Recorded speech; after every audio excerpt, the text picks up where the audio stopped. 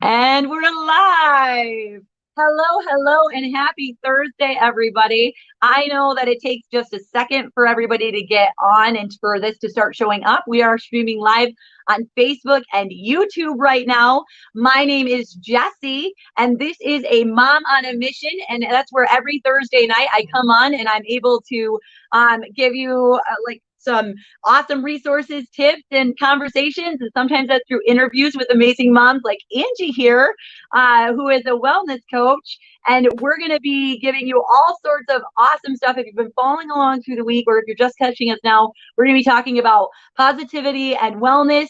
And I'm very excited because I know that there is a big need for this. And I am excited for some of the conversation that's come up with the posts that have been going through the week. But first and foremost, while we give everybody a chance to find us, and again, make sure when you get on, do hashtag live if you're here live so we can see you. And if you are on the replay, go ahead, do hashtag replay. But let's go ahead and share our positives today. As always, it's a great way to start your day is just with a little bit of gratitude. So I'm going to go ahead and let Angie tell us what her positives for the week are so far. Awesome. Well, I had so many today. And by the way, I love that. I love the whole starting and bookending the day, starting and ending the day with what was awesome about today. No, I've been traveling today, and, I know a lot of people dread traveling, and I actually really like it. And I set the intention that everything would go smoothly, that, I would have help along the way, and every step of the way, every person I sat by, every moment, when they announced that they were going to start releasing our luggage, I just was like, okay, I'm going to just believe that mine's going to come quickly. And it was the very next piece of luggage that came off that belt. And when I went to get my rental car, there was not one person in line. And I mean, the whole day just went super smoothly. So it was awesome. And you're normally from Minnesota, which you probably can hear in the accent. And I'm from Michigan, so we're in the M states here, but you're in Utah right now, which is super exciting. Yes. I know you said that you were at a conference, and I am so jelly because I love me a good networking conference. Like, it's one of my favorite things to do. Like, yes. I aspire for the title of networking queen. So yes, I'm very excited to meet some awesome people this week, in these next couple days.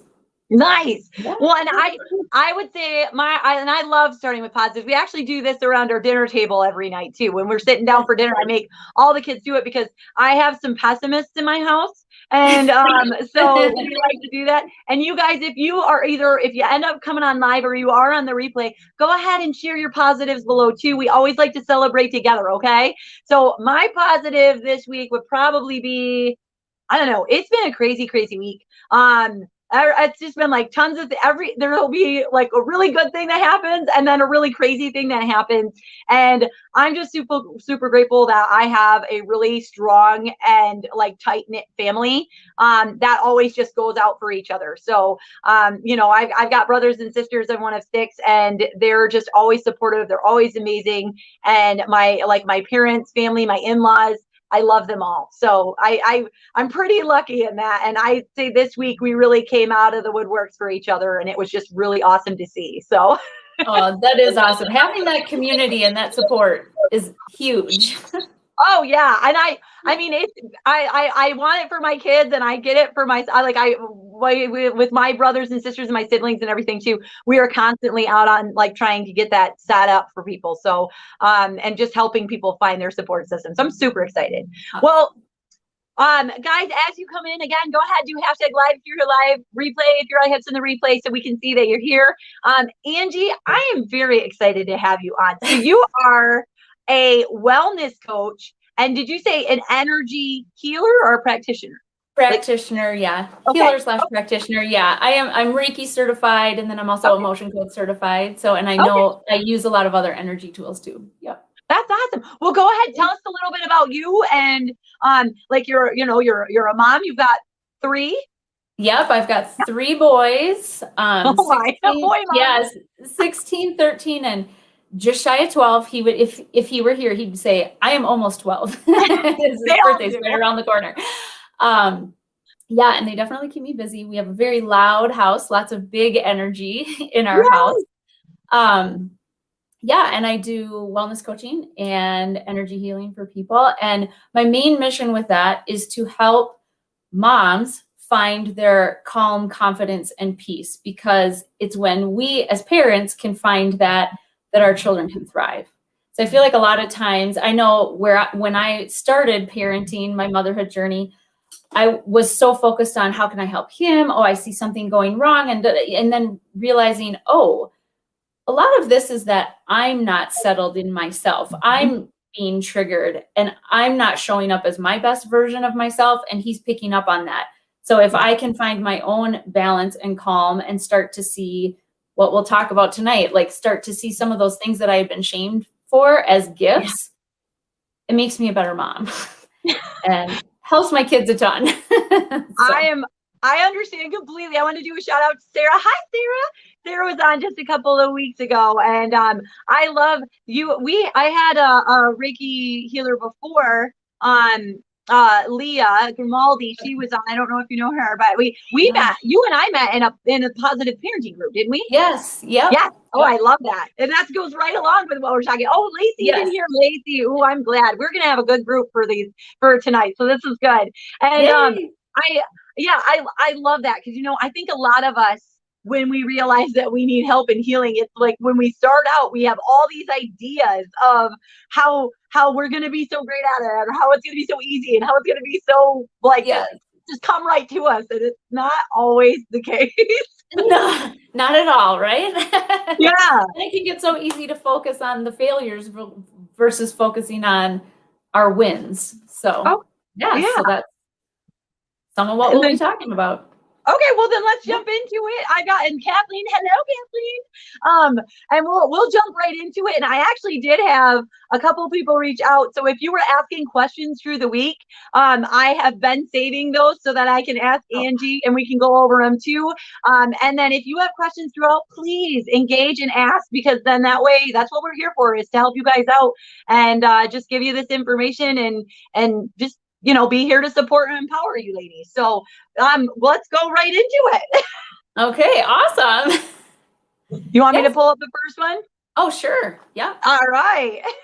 Yeah. So the first thing we were going to talk about was just recognizing and celebrating the gifts that we and our kids have, because so many times the adage that our greatest blessings can be our greatest curses. A lot of times our gifts are actually seen as annoyances when we're kids, right? So, so being able to actually step back and say, what are my gifts, and can I celebrate? How can I celebrate those? And in celebrating them, we'll find balance within it. Because when we're not trying to hide our gifts or change them, they just unfold naturally.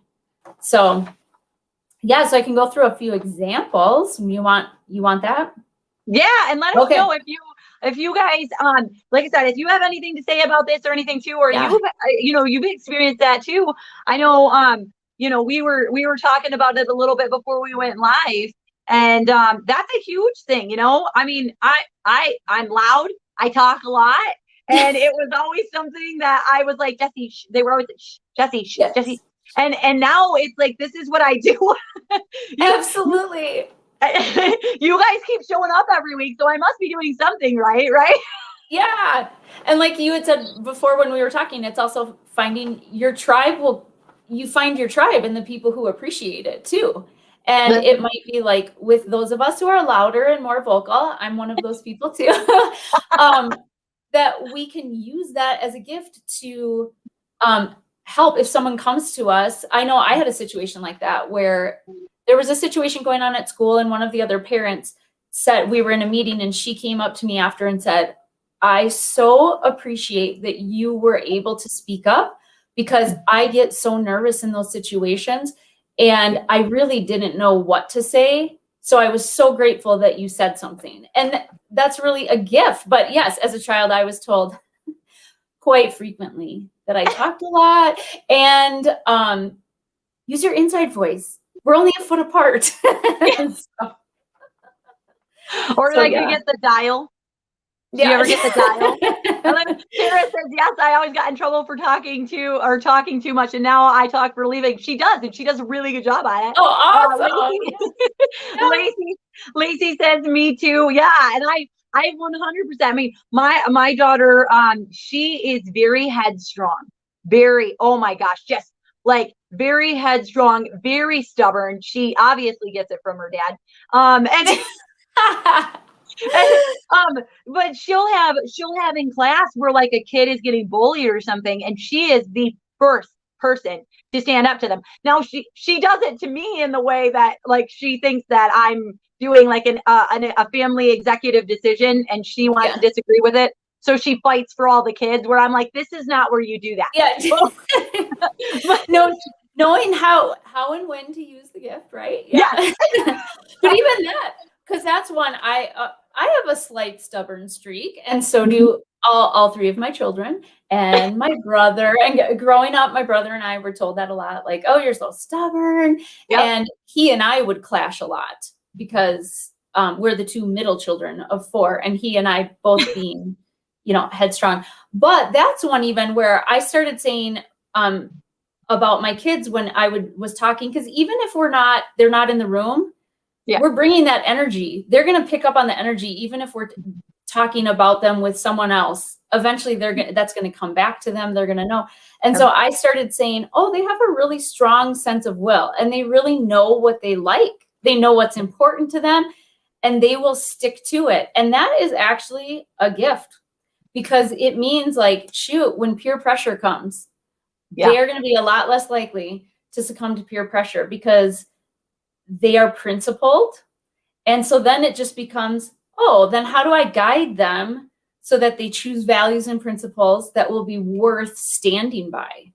So I love that. I'm going to write some of these down. I watched the replay too and go over it. I'm going to have to write that one down, because those were great ways to describe those, to describe that. I absolutely love that. So they're principles, and they stick to their values. I love that. Yeah. Well, and then if we talk to our children that way, then it becomes an honoring of them, like a sense of pride's maybe not the right word, because I know that can have negative connotations, but positive ownership of it, and positive ownership of who they are, knowing that they're being celebrated for what they're bringing to this world. So and children listen. They listen. We don't think that they're paying attention, but they do. Yes. They listen. And it's always, I swear, it always seems like the bad things. Like if you've said 1,000 really good words, and then all of a sudden you say a swear word in front of your 2-year-old, that swear word is what they're going to be repeating in public for the next 2 months. So it's like, we really listen to those things. And I love that. Oh my gosh, I love that. Yeah. And because we've been focusing on like the louder or the more vocal, or more, someone with I was going to say forceful, but that's actually has kind of a negative connotation. Someone who has a lot of force behind them can get things done, but on the flip side, I also know people in my life who are very quiet and more reserved, and they can be labeled shy, or speak up. Why don't you ever speak up or stand up for yourself, or quit being a pushover? And instead, if we can see it as, oh, they do bring a peace, and they're contemplative, and dang, we need that in this world. There are so many people who are so reactive right now that we really do need people who want to stop and think and really analyze it, or stop and really feel through it and let themselves feel their feelings. Some people are more react and then process, and some people want to process first. And so instead of forcing people to, be ready for that party right away, just giving them space to kind of warm up and just say, that's okay, because you're someone who likes to take it in. So who you can connect with best. That's a very positive energy actually to have. I love it. It can help some of us who are very go, go, go, go, go. It can help remind us that it's important to stop and smell the roses too. I love that. Yeah. And that's totally my husband. because I am the go, go, go, go, go. And he's like, hey, why don't you stop and enjoy what you just created before you go run off and do your next thing? And that is our entire relationship to a T. That's my best friend. Like, she's the same way. She's like, she's very like a let's sit, let's talk, let's do this. My youngest is like that. She's very quiet. She likes to take in the moment, and she likes to just like be there before rushing to the next thing. And it is a gift for me. I see that as a total gift because I can't do it. Yeah, I know, right? And and also, instead of, for if you're the person as the mom who's like this, or you have kids who want to know all the details and have it all planned out. And so it seems to people who like to be spontaneous, like, oh, you're slowing me down. It can be like, no, they're methodical. And there's nothing wrong with being methodical. That's helpful. I mean, how many jobs in this world need people who are very methodical to do them well? So yeah. That's like my sister. During my wedding, my sister introduced me actually to Google Docs, which I use for my business all the time now. I use it for us. And she was the one who did it, because when she first found out that we were getting married, she made a Google Docs for my wedding and started attaching every single family member. And I'm like, what is this? Like, that is not me. There's no way. I wouldn't even have gotten married if she wasn't involved. There you go. I'd still be planning on Pinterest. Oh my goodness. Yes. Okay, so let's go on to the next one, because I love the next one too, and I think this is a big one. Yes. And see, they go together very well, because how many times, especially in parenting, do we have a moment where we have an upset and it's related to our kids? Like, I think, oh goodness, when my kids were toddlers and I'd be wanting to leave and they're dawdling around and I'd be like, oh my gosh, just put your shoes on. Bat mom voice. What was that? Bat mom voice. We're Batman, like a Bat mom voice where you're like, get your shoes on, get your shoes on, get your shoes on. Yes, absolutely. I'd be like, oh, I'm doing so well. And then all of a sudden, no, I'm not doing well. But in those moments to recognize, oh, I can choose to be upset, or I can choose to go, oh, this is telling me something about myself. Yeah. And what it's telling me about myself is maybe in that situation that I didn't plan enough time.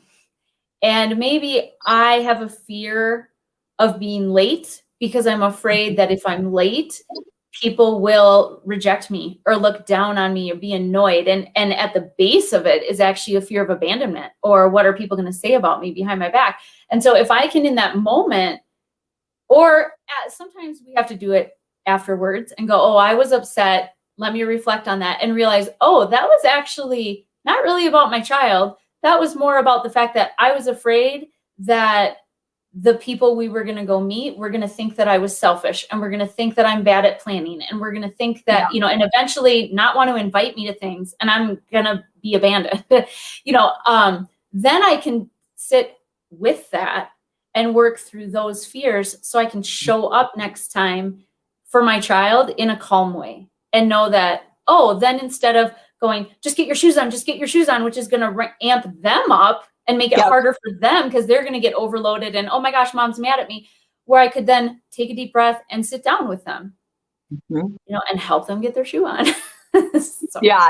And that's me. I do that. Well, and part of it, like we talked about that earlier too. Like that, you get that sensory overload. Let me know if you guys have had this, where you're like, you just get in that sensory overload where you're just like, the kids are yelling, you've told them 1,000 times to do something, and it's just like, I don't, just listen. Yes. See, and then, go ahead. Yeah. Oh yeah. I was going to say, well, I do that quite often. So I started looking into more ways on how to manage that. Like, how do you usually suggest somebody manage that? Well, I find, first off, recognizing it is not selfish to have needs as a parent. Yeah. And so I found that I would get into sensory overload, and a lot of people that I've worked with, because there's this voice in their head saying, no, you have to help them. You have to help them. You have to say yes. You have to, and to realize that it's okay, and actually good modeling to our kids to say, you know what? I'm getting really close to sensory overload. It's totally okay if you need to be loud, but would you do it in the other room? Because if I'm doing something where I can leave the room, then I'll just say, you know what? The noise is getting to me, and it's not that I'm mad at you. I just need to step away. But if I'm cooking dinner or something that, I can't leave the room, that I could learn to actually just vocalize what my needs are. Because I feel like I know for myself, I know for a lot of the moms I know, we tend to not be as good at vocalizing what our needs are and very good at recognizing what everyone else's needs are. So I'd say that's one thing. And the second thing is then also stepping back and saying, oh, is it also that I didn't set up any healthy boundaries around this time or set up healthy expectations?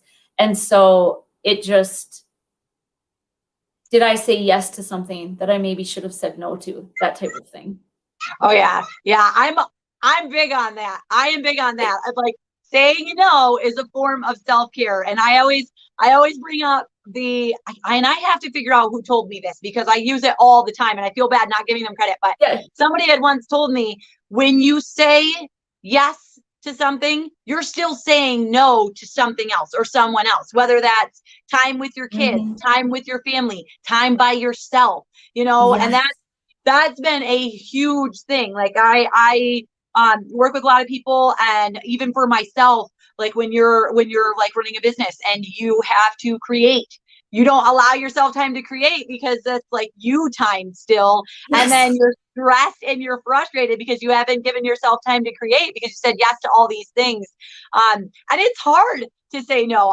I've done that. I had where I would have this person come, and it was always during my planning period. He would come knocking, he would come on my door always during my planning period and just want me to come and help him with something that I didn't need to every single time at the same time.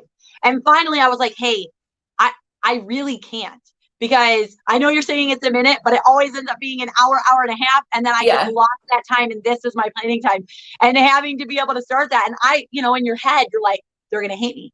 They're going to be so upset. They're going to tell everybody that I'm awful and I'm not going to help them. None of that happened. It was all in my head. Yeah. Well, and the truth is, a lot of times people will respect you more.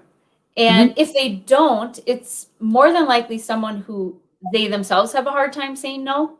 So they're feeling like you should be saying yes all the time. But if there's someone who knows how to say no or has healthy boundaries, they'll actually more than likely respect it and feel more comfortable knowing that, oh, if I ask her something, she'll be honest. So I can be honest with her too, and she won't be offended or anything. So yeah. Kathleen says Jessie's as bad at saying no as my husband is. I'm getting better. I'm much better. I have to be like, and now I feel like a hypocrite if I don't. I'm like, yeah. I'll call your mom, and she's like, I'm so stressed. And I'm like, say no to something. And then here I am. Yes. And I'm like, well, that's one thing my mom told me years ago, which I still hear her voice at times when I started babysitting. And she would say, Angie, remember, if they call to see if you can babysit and you had been planning on a night doing nothing, because I was involved in a lot of stuff and took honors classes, like you're kind of overextending yourself. So if you've planned, like you need a night, like a mental health night, and they call, you can say, no, I'm busy. And she said, because you are busy. You're busy taking care of yourself. Well, and it's funny because like people with ADD, ADHD, and then people with anxiety, one of the things that they say is they're chronic over-explainers. Like you don't know an explanation. You can just say no. And if they ask why, or they get a big attitude about it, then maybe you need to rethink that relationship with that person.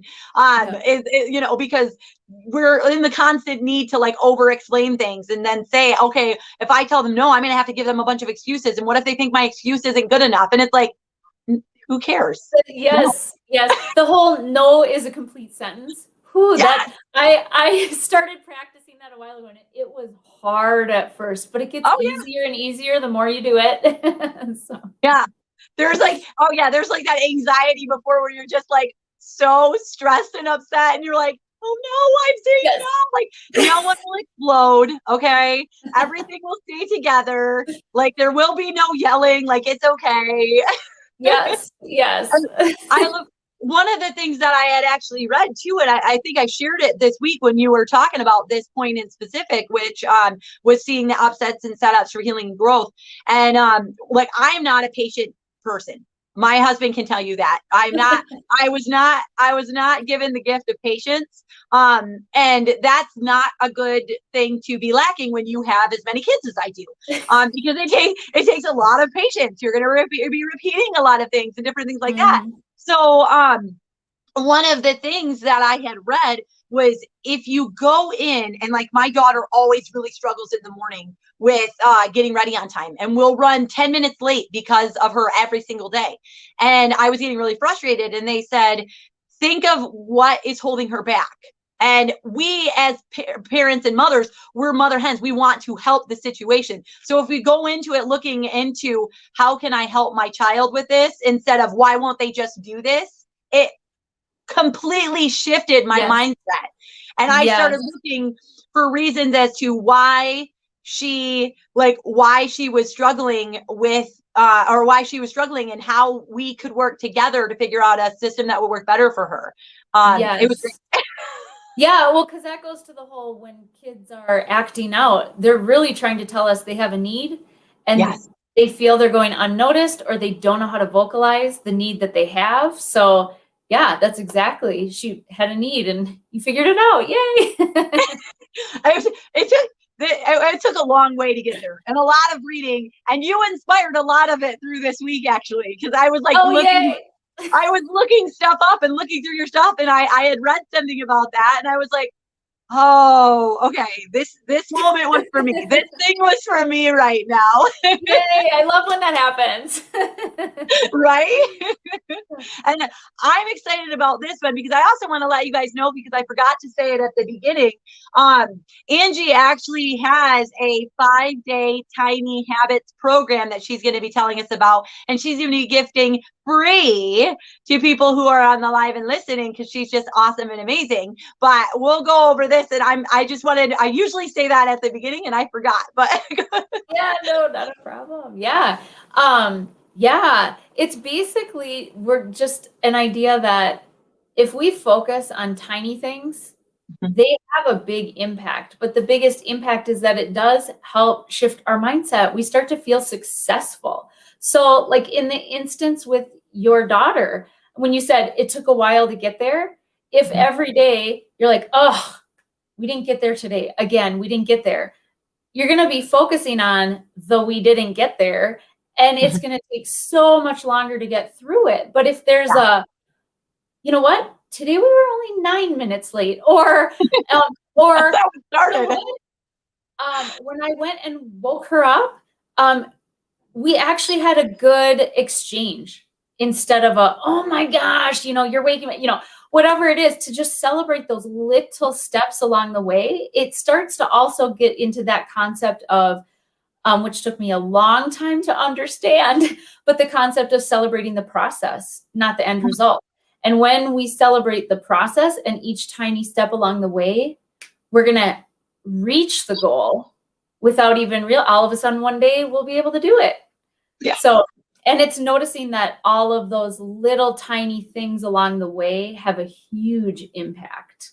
An example for me was that our mornings did not always go so well at home, more just frustration wise, like, and a lot of it is because I will own, I'm a task person. So I would wake up, and by the time I talked to my kids, I had already been up for a while. So I'm already like into my day, and I would be like, wake them up and I go, oh, good morning. Have you brushed your teeth yet? Have you done that? And they'd be like, oh my gosh, can you please just not tell us everything we need to do right away? And it really, and then the rest of the morning, it was like angry energy.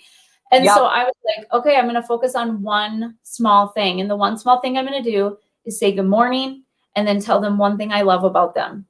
And it was I'm like, I do this, I help people with this. And it was amazing to me, the turnaround, how fast it can turn around. And my kids were fighting with each other. Oh my gosh, a lot. And so finally I realized, you know what?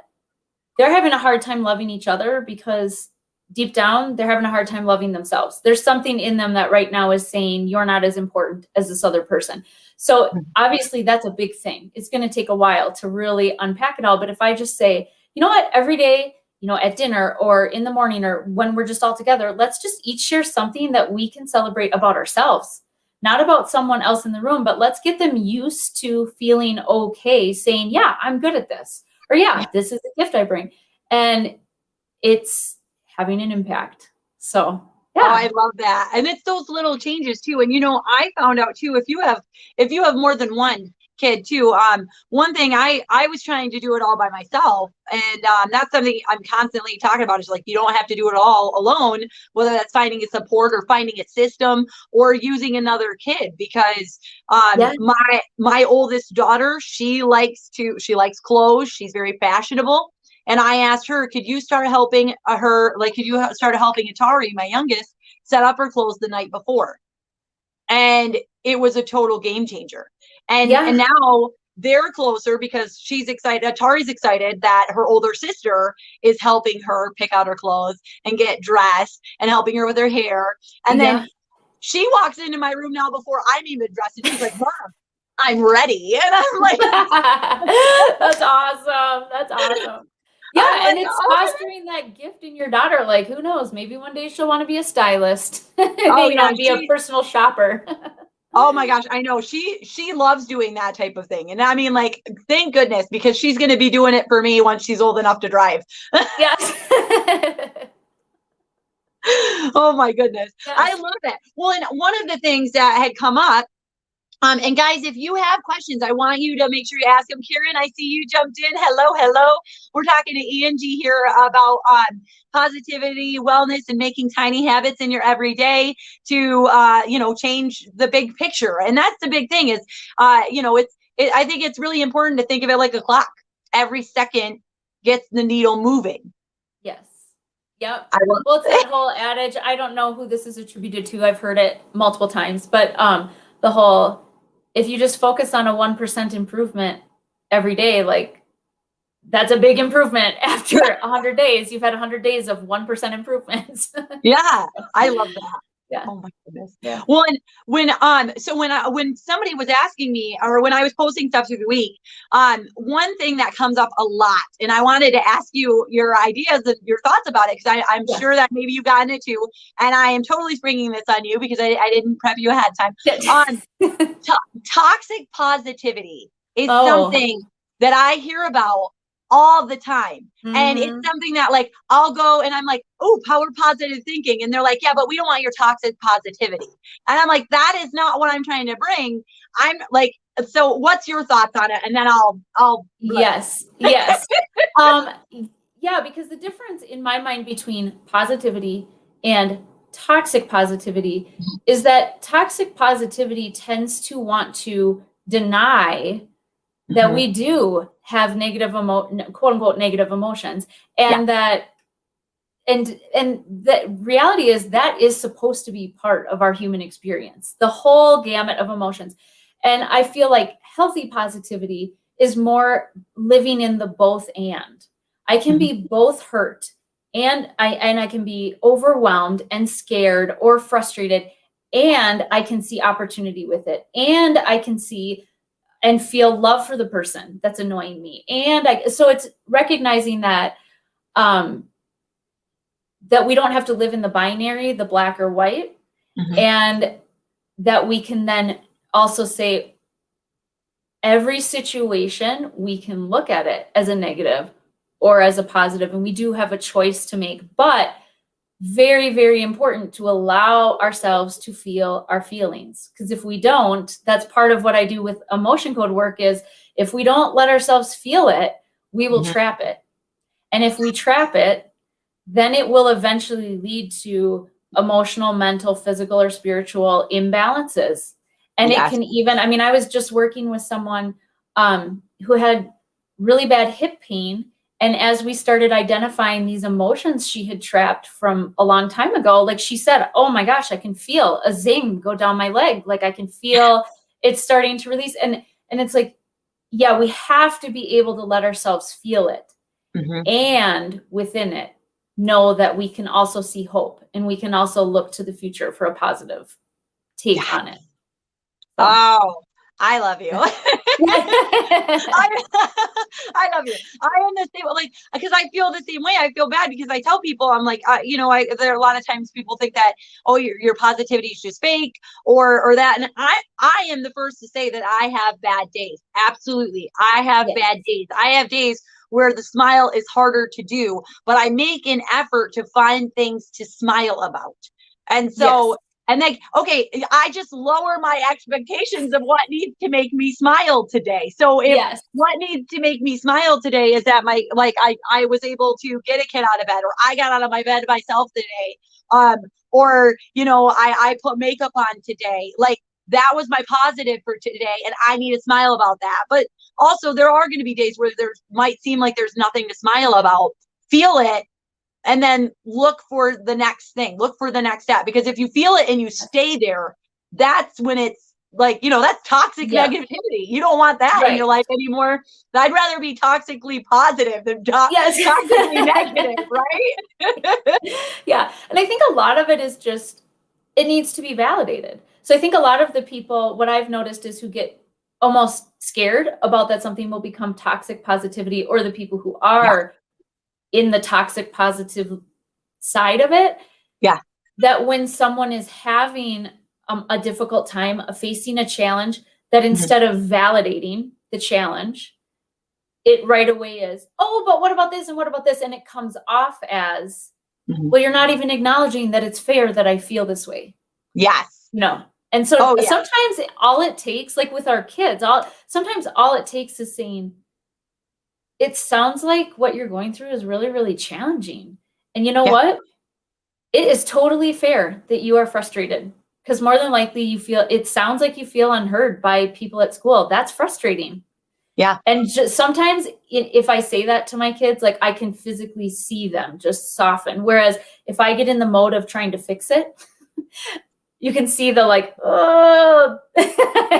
They're like, Mom, I practice, but this gets into the celebrating the tiny. I practice pausing and saying, wait, are you wanting me to just listen, or are you wanting help troubleshooting this?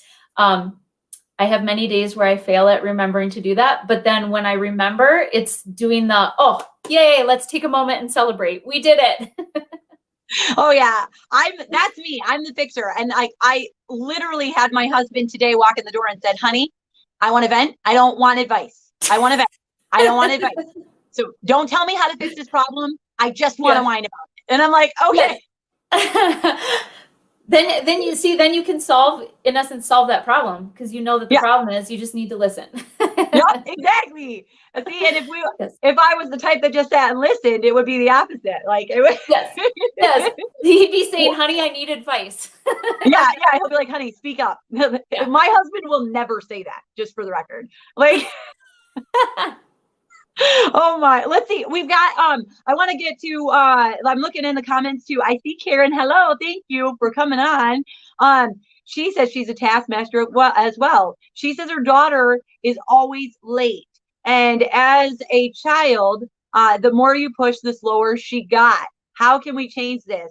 And like, I need that. Yeah. And that's like my daughter. We relate all the time. So there could be different things going on, but sometimes the idea behind the more you push, the slower she gets could actually be that could potentially be feeling like she's not being given authority or autonomy. And it's almost like the inner rebel coming out, like, oh, and she's maybe not even conscious of it, that would be what's happening, but it could be like, oh, really? You're going to tell me what to do? I can do things my way. The other thing that it could be, and I've noticed this in one of my sons, is that it triggers overwhelm. It triggers sensory overload in them. That all of a sudden it's like too much too fast, especially if there's someone who is a slower processor or, a quieter type. They will actually be faster when we slow down. It seems counterintuitive, but when we give them space and talk in a quieter voice and which is very, very hard for me. But in essence, calming our energy, because what happens with a lot of those kids is they can feel the rev up of our energy, and that then it becomes I don't know what to do with this energy, and they pick up on our rev up and it's too much for them. So it could be that that's what's going on too. So there's lots of different little things, because it could be that they just need the heads up. Hey, in 10 minutes, we're going to be going. The mistake I used to make is I'd say, hey, we're leaving in 10 minutes. And then every 2 minutes I'd go, have you looked at the clock? 8 minutes. Have you looked at the clock? 7 minutes. And they'd be like, stop, Mom, stop. And so one of the things I did was I physically removed myself. I knew that until I was strong enough in myself to keep my mouth shut, I left the room. And then it got into a boundaries thing, just saying, okay, I know I helped set you up for success because it was a realistic expectation. Like I gave you the time you needed. And then to just say, we are leaving at this time. And, like one of my boundaries, like we're leaving at this time. And with whatever you have ready. So if your lunch isn't ready or your shoes aren't on, you're going to go to school without your shoes on. And tomorrow you'll remember. So, which some people think is a little harsh, but I was like, actually, all of my kids, it took like once, and then they got it. So. We did that. I did that with snacks. They kept walking out without snacks, and I was like, okay, I'm not giving you, because I was taking them out of my lunch bag and giving them my snacks, and then I would go without food for the rest of the day. So one time I was like, and they started to get to the point where they liked my snacks over their snacks, so they would intentionally leave it, and I was like, no. You don't get them today then. And they said, what? And I said, no, you don't get them. And I'm going to tell your teacher not to give them out of the snack box because you're doing it because you're not eating the snack that I've given you. And then realizing that was an issue, I was that next time I would say, like, hey, these are the snacks that I'm looking at. What one do you guys want? And giving them that choice in that, Yes. And that was a big game changer. And I love how you say, like, they follow your level, because I just had this conversation with a mom last night, and we are both loud, like, we are always using our mom voice. And I said, it's funny to me. I always see the families that are really, really quiet. And if you look, the mom is usually very, very quiet and soft spoken, and her kids are quiet and soft spoken. And I was like, and it was in that moment where I had seen so many of those families that I realized that I was the reason that my kids were so loud. Yes. Well, and the truth is, kids pick up on energy in the family, and typically they'll pick up on the mom's energy the most, just because that, they're the most attached to us, from a very young age. But that's also those moments where that's that whole, when I said I help people find their calm, confidence, and peace, it's for those moments, because otherwise it can become like how do I calm myself? How do I calm myself? And so then it's working through, why am I getting revved up? And how can I find my calm so that in those moments I'm not triggered? I like to describe it like, instead of having a bullseye this big, I'm trying to get in the screen. Instead of having a bullseye this big, we do work to help shift limiting beliefs or false ideas or fears. And all of a sudden the bullseye's still there, but it maybe gets like this big. So so our triggers happen way less frequently. Like, we're human, we're still going to have bad days, but it's not going to be every day, multiple times a day. Oh yeah. And I love that. And actually, while we're on the subject of the work that you do and the things that you offer, I would love, you want to tell us a little bit about your the free 5-day Tiny Habits program, and I'm going to put the link for that in here. So I'll that's just a free 5-day Tiny Habits program that you offer. You want to tell us a little bit about it? I'm excited. I'm gonna be and it's actually put together because I'm a Tiny Habits certified coach. It's put together by BJ Fogg, the author of Tiny Habits, and but then it's a 5-day program where you receive videos and emails that explain the process, and then I coach through emails every day, checking in and helping people practice, figure out what a tiny habit is and then practice it. So it gives you just like a taste of what it is. Oh, I love that. I love that. And actually, you have offered, which is an amazing and gracious offer, to give a free one-on-one coaching to somebody And I'm super excited on that because I just from this conversation, I feel like you've already like made me calmer. I'm usually a lot more loud and a lot more wild in these. And I feel that and I love that and I love that energy. So Angie is offering a free one-on-one coaching to one lucky person. I'm gonna have that go till Sunday. You guys, anybody who's watching me normally knows I'll go Sunday to 4:30, and all I want you to do is just tell us a tiny habit that you're working on. So what would be a goal that you would be working on with Angie? And that's all I need to know. Put it in the comments below. If you want the free 5-day thing, you don't have to do anything for that. You just have to click that link. Lacey says she's really enjoying the live today. I'm so glad. I'm glad you made it. I'm super excited. I also put your group link in here too. Angie, do you want to tell us a little bit about your group? Yeah, well, do you have the link for the Facebook page or the group? I think I put the link for the Facebook group in there. Okay. I think so. If not, we'll go back and get it too. Okay, yeah, because I'm a little more active on the page, but yeah, but it's just, and I will be building the group out more, but yeah, it's just a place where I like to post things with little tidbits of information, positive quotes. Sometimes I do a little, almost like a blog post type thing, but it's just a place where if you are looking for places on social media that have positive energy versus weighing you down, that's what it's for. Yeah. Oh, I love that. I don't know if you know this. I work with a local media company, and they only focus on positive news in the community. Yeah. And I just love that. I mean, it's not being naive at a certain point. It's filtering what you're putting inside of you so that you can give back something that is positive and empowering. And Yes. that's what I love. That's what I love. Yes. So yes. I'm a firm believer.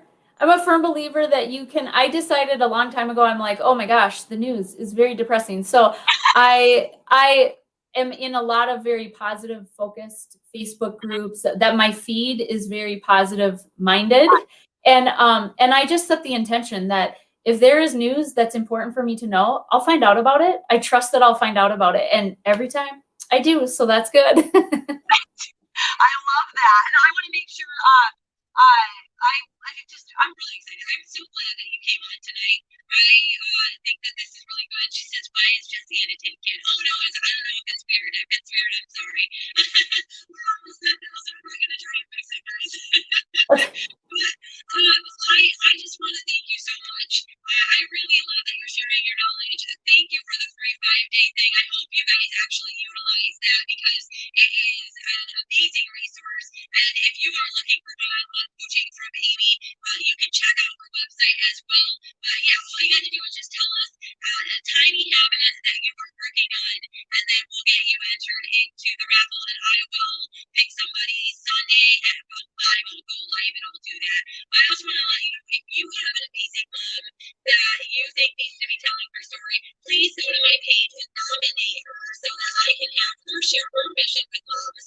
And I'm always looking for amazing moms to share. I've got some really good ones coming up too. And like Angie, I just am really, really lucky to help me help a mom have a moment where I have no idea who I'm going to have and I just pull her out and just send me the most amazing people who are like, Angie, you reached out, and I was so excited. I love this.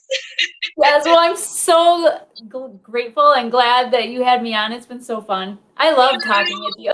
Could talk all night. I know. I told people, I said, I'm coming up on a year of this, by the way. So I'm super excited. Well, congratulations. I know. I'm going to have to do something special. I don't know yet.